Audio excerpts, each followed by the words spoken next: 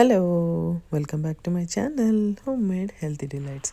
ఈరోజు నేను చూపించేది పొటాటో అండ్ టొమాటోతో చేసే కర్రీ అనమాట. ఇది పూరి ఆర్ చపాతీకి చాలా మంచి కాంబినేషన్. ప్రాసెస్ చూపిస్తాను, చూసేయండి. ఫస్ట్ నేను టొమాటోస్ దీంట్లో చాలా ఎక్కువ వేసుకుంటే చాలా టేస్ట్ బాగుంటుంది. అది పులుపున్నవి అయితే మాత్రం, అది కూడా గుర్తుపెట్టుకోండి. ఉల్లిపాయలు, పొటాటో, టొమాటో అన్నీ పక్కన కట్ చేసి పెట్టుకొని, తర్వాత ఇది ప్రెషర్ కుక్కర్లో చేస్తున్నాము. డైరెక్ట్గా స్టవ్ మీద పెట్టేసుకొని తాలింపు వేసేసుకోవాలి. తాలింపు వేసేసుకున్న తర్వాత గార్లిక్ ఎక్కువ ఉంటే చాలా బాగుంటుంది, వేసుకోండి.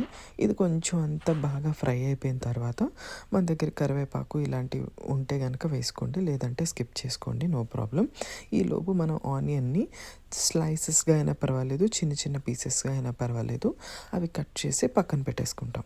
పక్కన పెట్టేసుకొని ఇది ఎప్పుడైతే తాలింపు వేగిపోయింది అని అనుకుంటామో అప్పుడు దానికి సరిపడా పచ్చిమిరపకాయలు, కొంచెం పసుపు వేసి, ఉల్లిపాయలు కూడా వేసేసి, ఈ ఉల్లిపాయల్ని ఒక 5 మినిట్స్, ఎక్కువ ఫ్రై చేయాల్సినంత అవసరం ఏం లేదండి, జస్ట్ ఒక 5 మినిట్స్ వేపించేసుకొని దానికి సరిపడినంత ఉప్పు కూడా వేసేసుకొని పక్కన ఉంచేసుకోవాలి.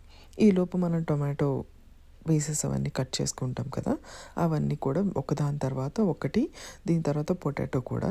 ఈ కర్రీ చాలా ఫాస్ట్గా అయిపోయే కర్రీ అనమాట, మనకి పని చాలా తక్కువ ఉంటుంది.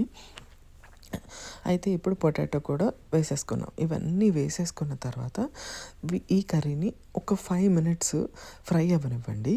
ఫ్రై అయిన తర్వాత కారం వేద్దురు కానీ, ఈలోపు మంచిగా దీన్ని ఫ్రై అవ్వనిచ్చి అలా వేగనివ్వండి. ఎందుకు అంటే కొంచెం పచ్చి పచ్చిగా ఉంటే ఒక 5 మినిట్స్ వేపుకుంటే టేస్ట్ బాగుంటుంది. దాని తర్వాత దానికి సరిపడినంత కారము వేసేయండి. ఆ కారం కూడా వేసేసుకున్న తర్వాత ఒకసారి పైకి కిందకి తిప్పేసుకొని దీనికి సరిపడినంత కొత్తిమీర అది కూడా మంచిగా వేసేసుకొని, కొంచెం ఎక్కువ వేసుకోండి, చాలా బాగుంటుంది. నేను మళ్ళీ మళ్ళీ చెప్తున్నానని అనుకోవద్దు. టొమాటోస్ పుల్లగా ఉన్నవైతే ఈ కర్రీకి టేస్ట్ చాలా బాగుంటాయి, అది గుర్తుపెట్టుకోండి. 3-4 టొమాటోస్ వేసుకుంటే టేస్ట్ చాలా బాగుంటుంది, అది కూడా గుర్తుపెట్టుకోండి.